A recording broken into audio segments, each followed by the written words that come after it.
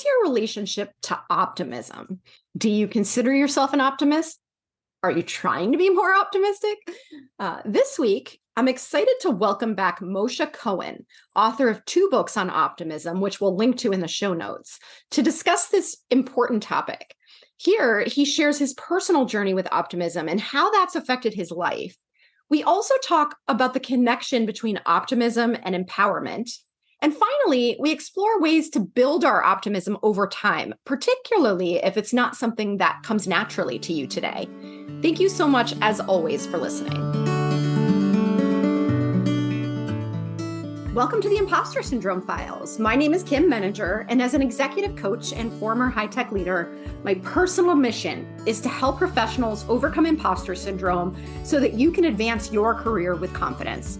Each week, I interview a new guest who brings a powerful perspective to this conversation, including personal stories, best practices, and new insights.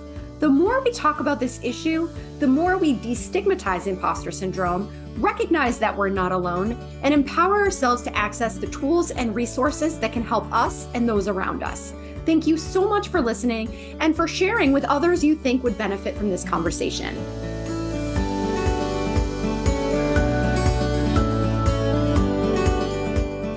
Welcome, Moshe. I am so excited to welcome you back to the podcast today. And I know we had a very positive response to your conversation that you and I had around negotiation last time. And I'm excited for us to visit a new topic this time. And before we jump in, I'd love to invite you to just kind of give us a refresh on your background and, your relationship to our topic of optimism. Well, thank you so much again, Kim, for inviting me again. I'm very flattered.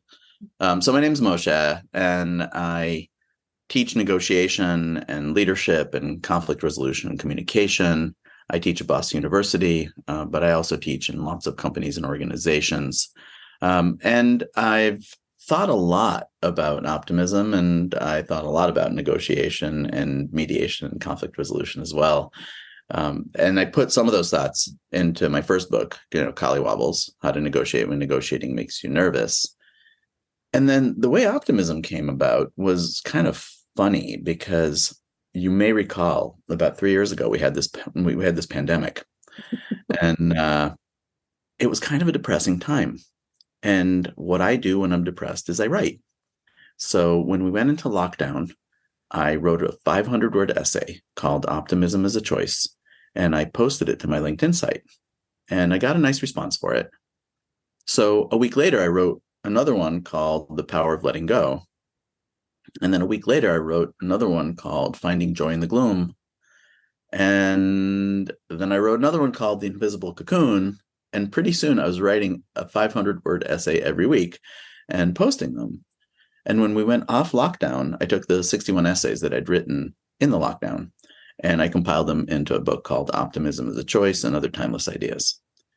And then I kept writing more essays, and I'm just about to put out a second volume of essays called The Optimistic Pessimist, which is a compilation of the 64 essays I wrote beyond the first set. So the optimism topic came up by accident because I just found myself writing all this stuff about it, both essays and just short quotes on my LinkedIn site. But somehow in all of that, I kind of became the optimism person, and people look to me for optimism.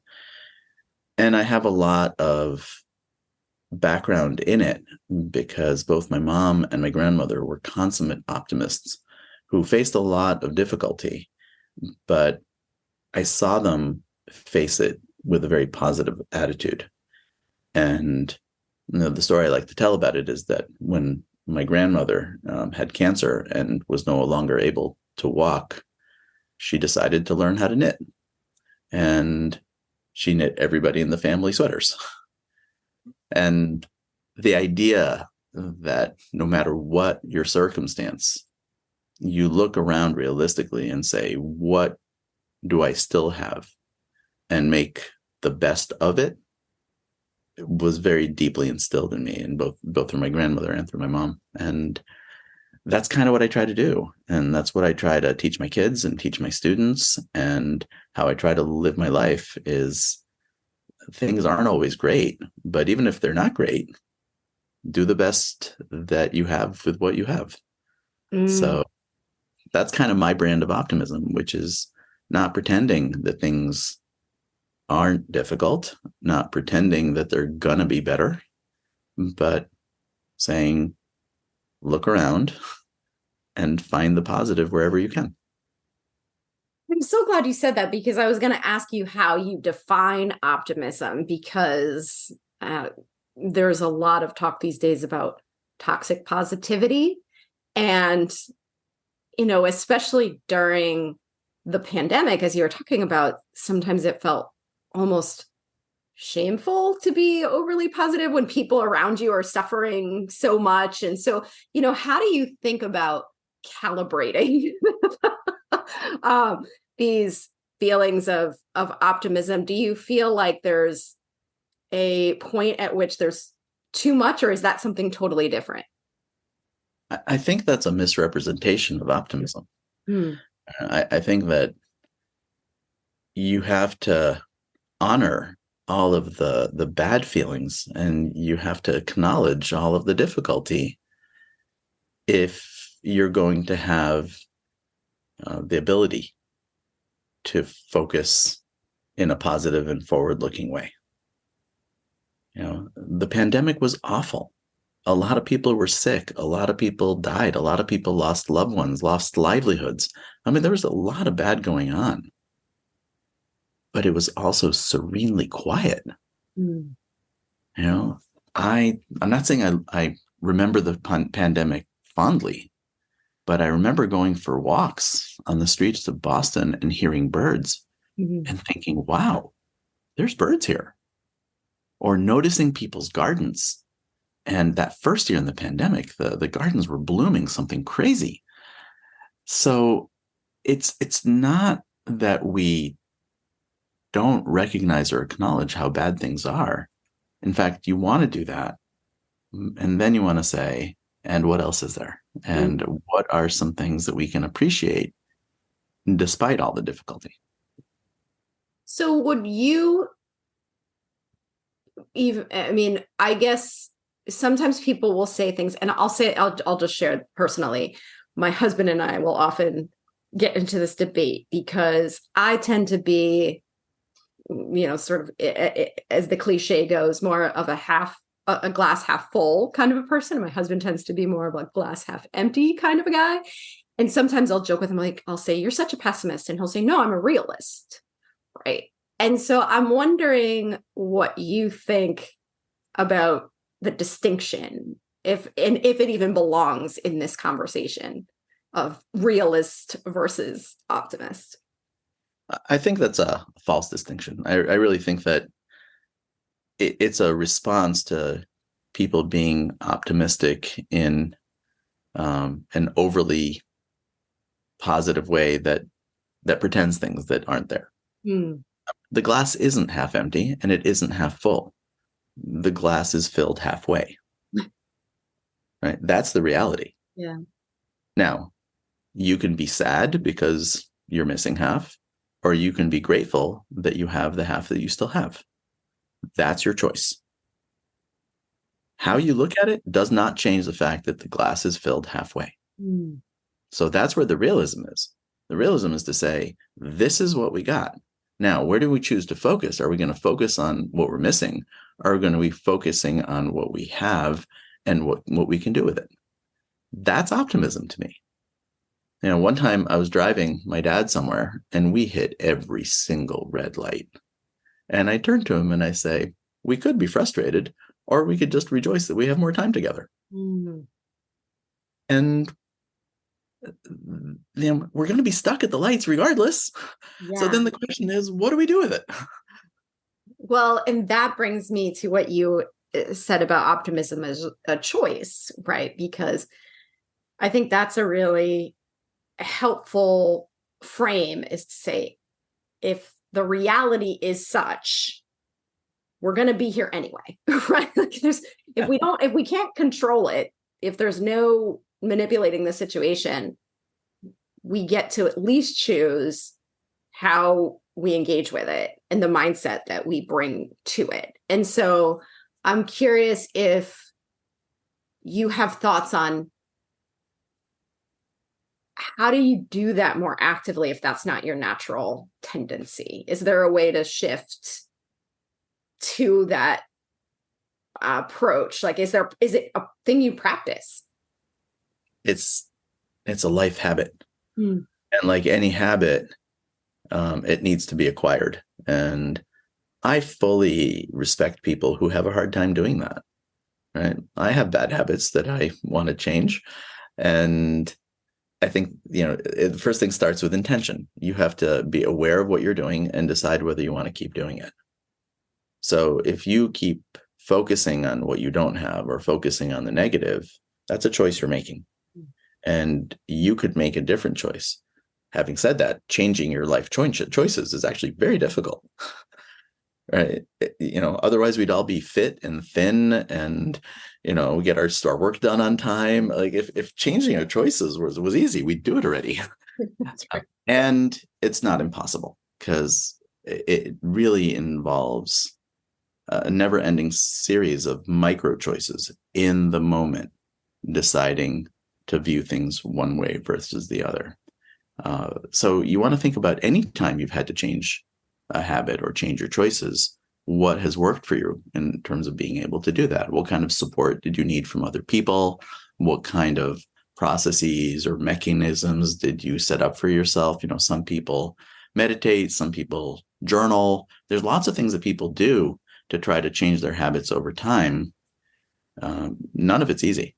And if you look, I wasn't always like this, right? So for me, I just came to the conclusion that if I don't control the situation, the only thing I can control is my attitude. And part of it, I was influenced by Viktor Frankl. I don't know if you've encountered Man's Search for Meaning, but the guy was really stripped of everything and encountered enormous tragedy. And he said, the only thing I have left is my attitude. They can't control my mind. And I absorbed that. I said, you know what? He's right. Yeah. And when I think about that, I think about it through the lens of empowerment, right? Mm-hmm. Because not to overcomplicate this conversation and certainly not to blame the victim in situations where it is frustrating. Like you said, this is not easy work, or else we would all be doing their lives very differently. But I feel like a lot of times the attitude, that negative attitude where you're sort of focusing on what you don't have is giving your power away. It's not coming from a place of what is within my control. Yeah. And that empowerment is so important. I mean, there's a line I have right in the first essay, because I named the books after the first essay. So Optimism is a choice, the name of the first essay. And there's a line in it that says, optimism needs to be our choice because all other choices are worse, and because there might be times when it's all we've got. Mm. Right? So it's not like it's easy or natural for us to be optimistic, especially when things are bad. It's just, what else are you going to do? Right? Anything else you do is in a way worse. Yeah, absolutely. Well, and I'm also thinking about the fact that when you talk about creating a new habit, how important it is to be present with yourself during these situations, because the old habit of not being optimistic is so ingrained that if you're not paying attention, you're just going to have these automatic responses to different situations and not give yourself the space to think differently. Absolutely. Absolutely. And it's interesting because I wrote The Optimistic Pessimist for a pretty simple reason. So in The Optimistic Pessimist, which is a new book, I say that, outwardly, I'm a relentless optimist and focused on the positive, but alone in the dark, I retreat into my own mind and I struggle with worry and anxiety. So it's not like this comes natural for me. It's that I have to choose. What I say is that my optimism is not a product of my natural inclination, but it's an intentional practice that I've adopted and turned into a life habit. And I don't want anyone to think that this is easy, and it's certainly not easy for me. I will get upset, and I'll get sad, and I will get negative unless I choose otherwise. One of the essays in the new book is called "Pessimism is a Luxury." And the last line in that essay is that every day the universe makes its move, and the next move is up to us. Like optimism, pessimism is also a choice, just not a good one. Yeah, that's really powerful. And I'm glad you brought up the fact that optimism can coexist with other feelings of sadness or worry, because I think about that myself. I've had a lifelong anxiety disorder. I get incredibly anxious. I also consider myself to be a very optimistic person. But when you say in the dark, right, for me, the worst moments are always the middle of the night, or when I'm trying to fall asleep. When I'm going about my day and I'm sort of out in the world, I can manage a little bit differently. But in those solitary moments when there's nothing else to distract me, that is the hardest part. And I have to try to play mind games with myself. Oh, I think we're more similar than different. And, during the day, we're busy and we're distracted. And then in that middle of the night, it's just us. And our minds go to all of the possible things that could go wrong. And those possibilities are pretty much endless. Yes. Yeah. Well, and it's interesting thinking back to the pandemic too, because we're talking about how horrible it was for so many people. And there's a part of me that has always felt a little bit of shame that during the pandemic, during the shutdown, I actually struggled with less anxiety than ever before because I had my family in one place. They were in one container. I didn't have to worry about them. They weren't off doing different things. I could see them.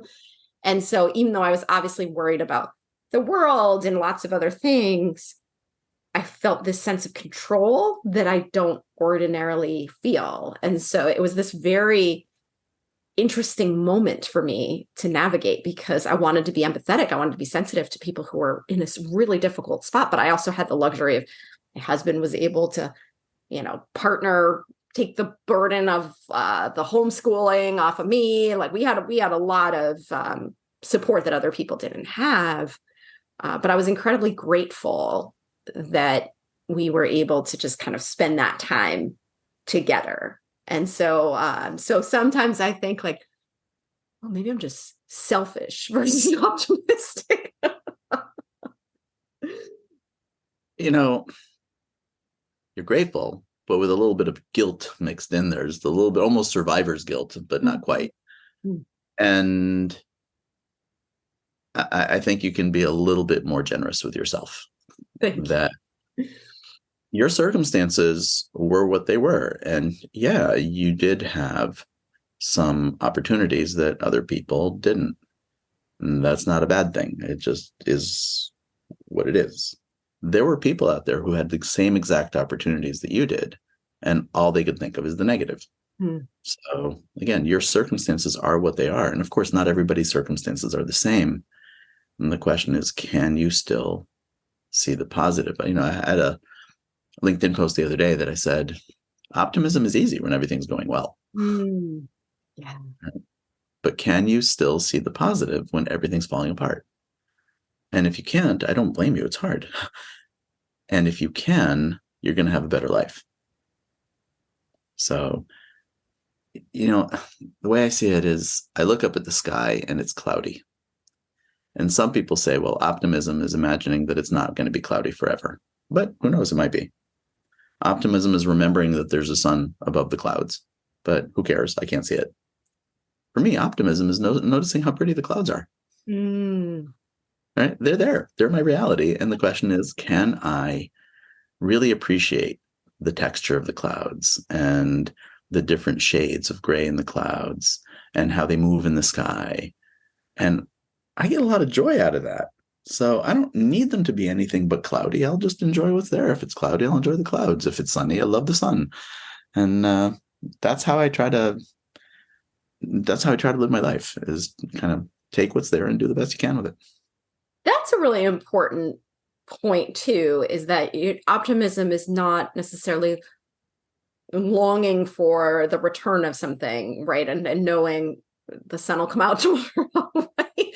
I really like that, the way you described that, because it is truly finding the positive in the moment that you're in. It's not staying connected to some imaginary future. It's appreciating something in the situation that you're currently in. Even as you acknowledge that I like sun better, and I miss when it was sunny, and my son for my birthday bought me a telescope. We've had clouds every single night. I haven't even been able to set up my telescope once. So it would be nice to be able to see the stars. And until then, all right, so it's cloudy. So, when it rains, I think, yay, I don't have to water my garden today. It's like you just do with it what you got. And do you have to catch yourself? Like, do you have to redirect yourself sometimes? Or like, how do you... I'm just thinking of the habit building phase, right? Where you're present enough to recognize that your mind is going down the darker path. What's the shift look like? So self-awareness is the cornerstone of any ability to do anything.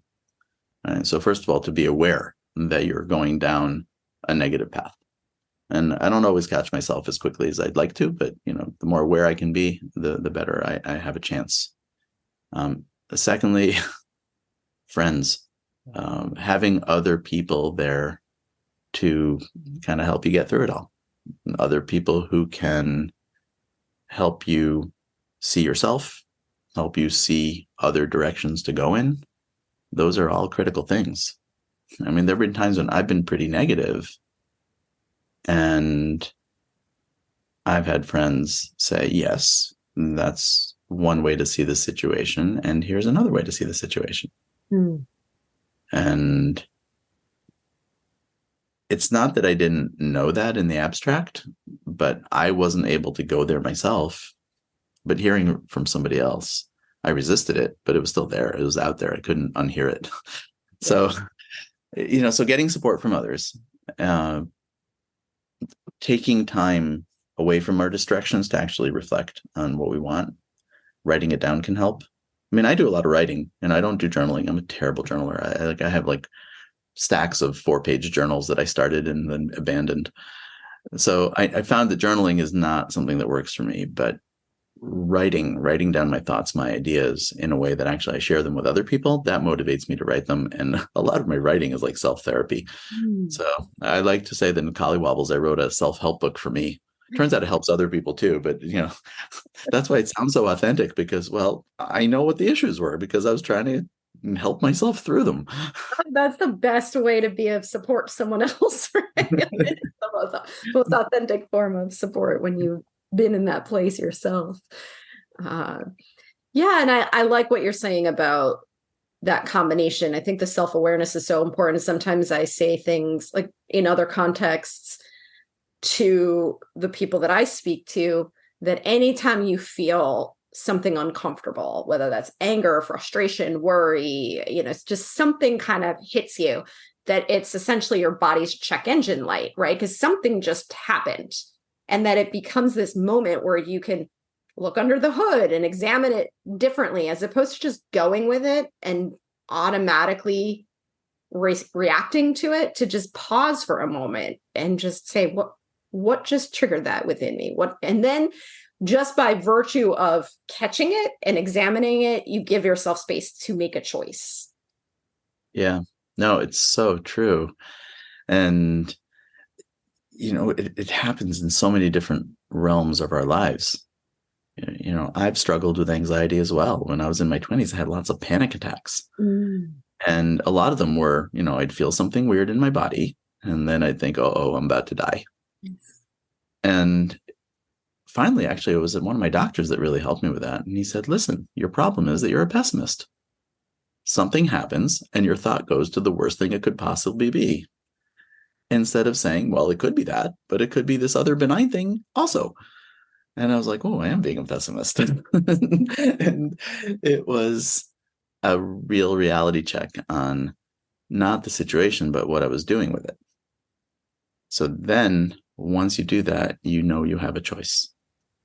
And, my choosing the most dire interpretation of what was going on was really just a reflection of my fears. And then it exacerbated my fears and it was very self-reinforcing. So once I was able to break the cycle by saying, okay, yes, I can choose to worry about it this way, or I can just wait out 5 minutes and see if I'm still around. And if I am around, chances are it didn't kill me. And then, all right, maybe I'm going to be okay. And it's been life altering for me, the ability to just catch my pessimism and just say, okay, what else could I do? You're making me, I want to ask you another question because you're making me think about when it comes to anxiety too, that there is this, at least for me, this natural tendency to want to play out the worst case scenario so that I feel prepared for it in some way, right? Like there's this sense of control that comes with feeling like you know what to do or know what's going to happen. And although our imaginations are usually far worse than reality, there it is a trick we play on ourselves, this idea that, oh, I'm gonna, as if I'm trying to think of even an example related to what you were saying, but I guess what I'm wondering is, how do we make ourselves feel safe to be more optimistic, to let go of going to that worst place, because going to that worst place feels useful in a weird way. It sort of feels like we're in more control. Yeah. I don't know if I have a great answer to you on this one.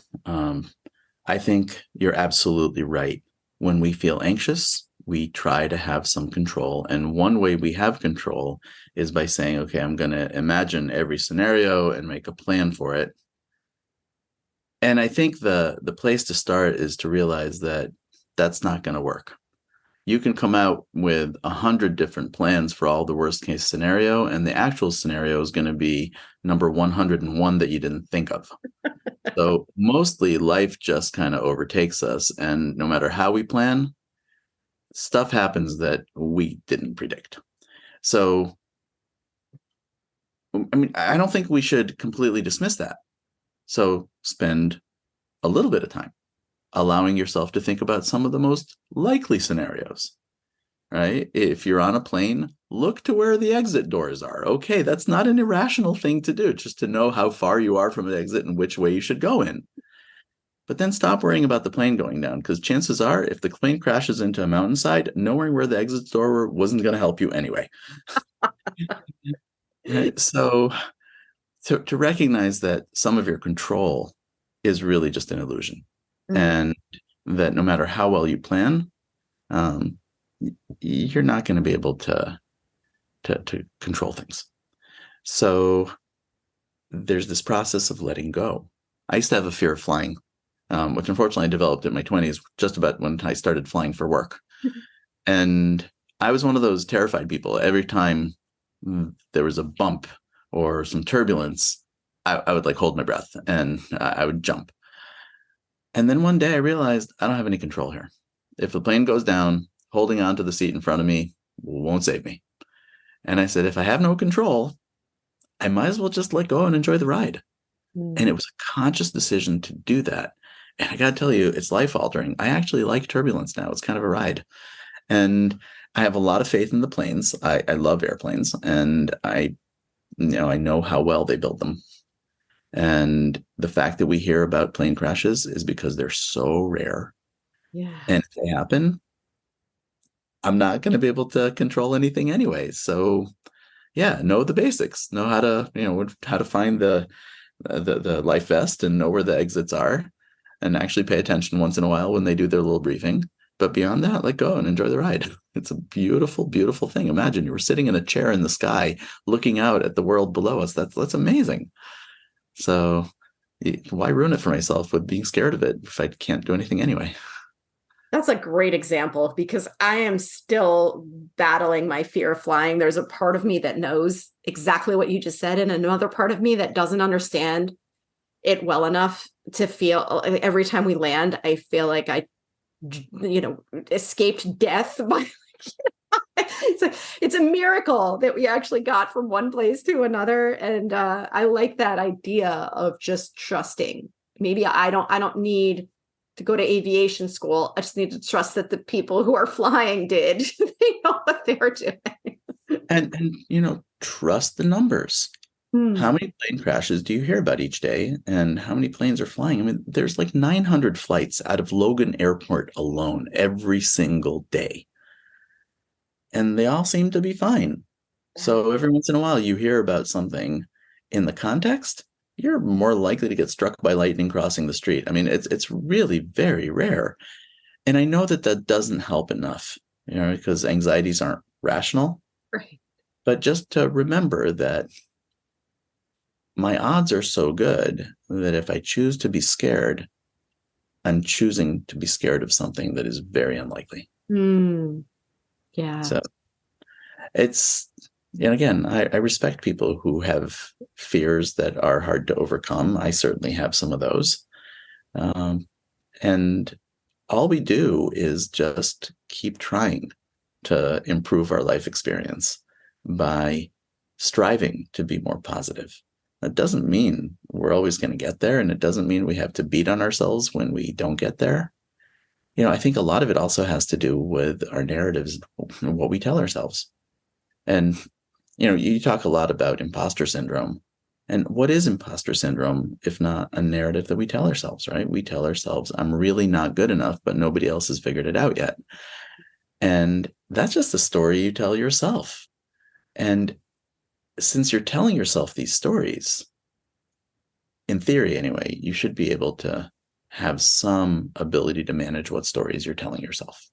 Yes. So if you're pessimistic, you're telling yourself a story about the situation, either what it is or what it's going to be. And if you become aware of it, then you get to choose whether to continue telling yourself that story or to respect that story, but tell yourself another story alongside it.